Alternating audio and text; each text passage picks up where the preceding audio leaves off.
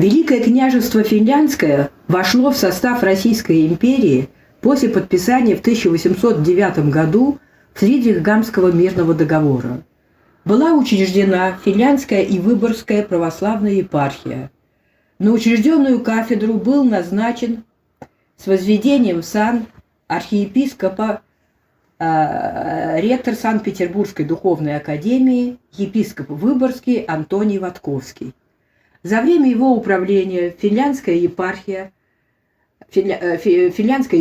были открыты несколько новых храмов, школ, основана Линтульская женская обитель, учреждена комиссия для перевода богослужебных книг на финский язык. Братство преподобных Сергия и Германа Валаамских, учреждено в 1885 году, стало ежемесячно издавать на финском языке журнал «Аумункойта» «Утренняя заря» и на русском рождественские пасхальные листки. Выдающимся архиепископом Финляндской и Выборгской епархии длительное время с 1905 по 1917 годы был высокопреосвященный Сергий Старгородский, впоследствии патриарх Московский и всея Руси. Он подробнейшим образом изучал веренную ему епархию, посещал приходы и расспрашивал финляндское духовенство о его нуждах и чаяниях. Его заботами при кафедральном соборе города Выборга была организована специальная миссия, целью которой было распространение и утверждение православия среди карел.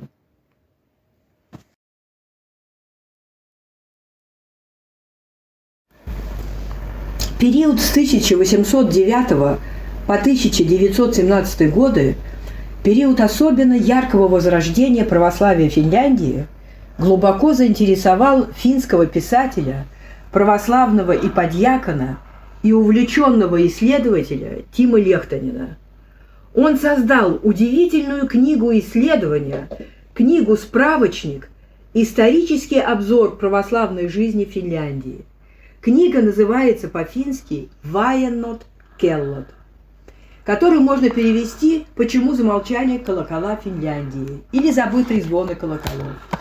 Было проведено обширное архивное расследование и собраны редчайшие сведения обо всех полковых воинских храмах, временных полевых церквях, построенных в Финляндии в XVIII веке и в период автономии.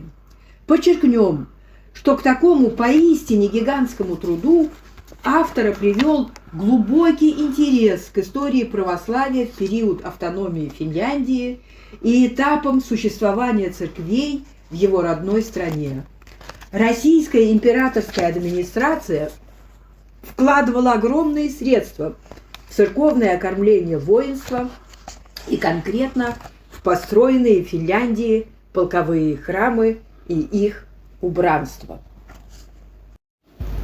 Тимо Лехтонен служил иподьяконом и старостой в маленькой и уютной домовой церкви Коти-Кирку в приходском жилом доме на пересечении улиц Лисен и Унион-Кату в центре Хельсинки. Дом и церковь были построены на средства русского купца Якова Чернышова. Тимо Лехтонен, а это были 80-е годы прошлого века, с головой погрузился в историю своего прихода. В то время настоятелем Гельсингфорского прихода, включавшего свыше 20 храмов, был протоиерей Вейко Пурманин, который охотно помогал своему иподьякону в изучении всех материалов и архивов. Архивные поиски велись в Национальном архиве Финляндии. Вместе с русским переводчиком Тимо Лехтонен просмотрел около 18 тысяч папок с актами и документацией, связанной со строительством и эксплуатацией воинских полковых церквей, по сути все русские военные документы. В главе к читателю Тимо Лехтонен рассказывает, что в 1983 году он написал серию статей для приходской газеты о полковых церквях Хельсинки. Со временем он находил все больше материалов, фотографий по данной теме, и его записи становились обширнее и конкретнее. Автора также вдохновляли подробные чертежи русских полковых церквей Национального архива. В ходе исследования Тима Левтинин посетил почти все сохранившиеся полковые храмы, которые или до сих пор служат православными храмами, или работают как музеи. Автор записывал воспоминания и брал интервью у жителей разных населенных пунктов, у которых была информация об этих церквях. Самые первые сведения о русских полковых храмах Финляндии относятся ко времени Великой Северной войны.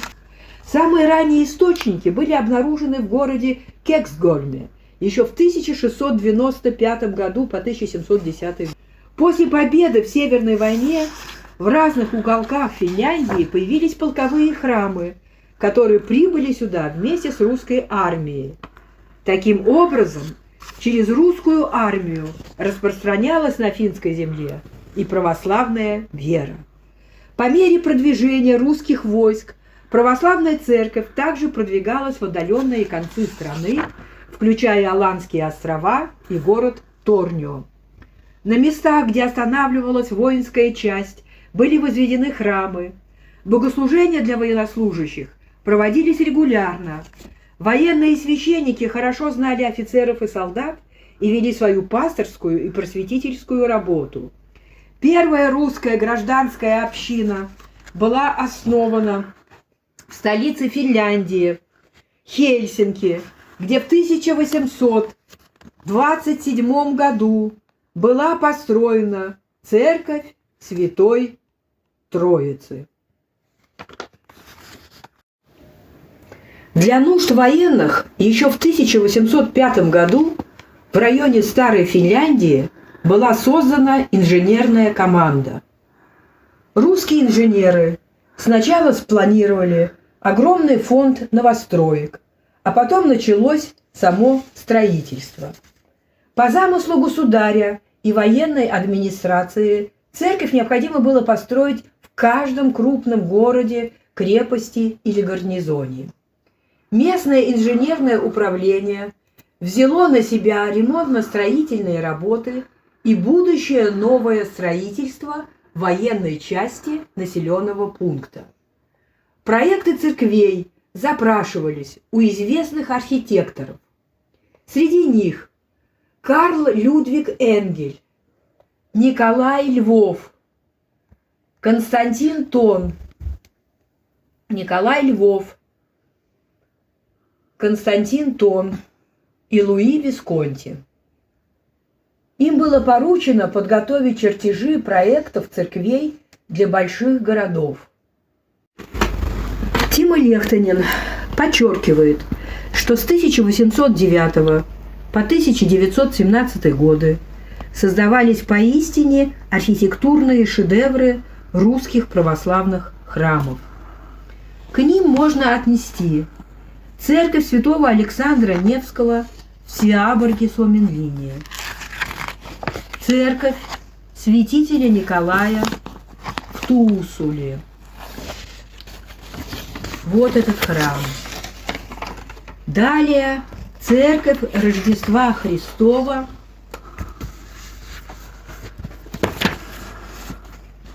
трехалтарная церковь святого Александра Невского в Хяменлине. И, наконец, церковь Рождества Христова в Ламперанте и некоторые другие. Планы этих значительных объектов утверждались царем и финансировались из средств, пожалованных государем или из строительного фонда военного округа Санкт-Петербургского военного совета. После утверждения царем чертежи передавались в инженерную комиссию, и к строительству привлекались местные профессионалы, а также специалисты из Петербурга, особенно мастера-каменщики для кладки больших церквей и плотники для внутренней отделки.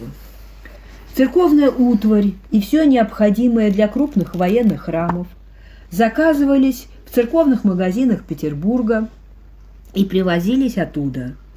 Члены воинского прихода занимались приобретением богослужебных облачений, церковной литературы, свечей, и других церковных предметов и святынь. Офицеры и воинские части жертвовали ценные иконы и все необходимое для убранства церкви, в том числе церковные ткани и колокола. Полевые или передвижные храмы были проще, иконостасы у них были разборными, а иконы представляли собой простые изображения, напечатанные на холсте. Церкви в городах посещали как военнослужащие, так и гражданские жители.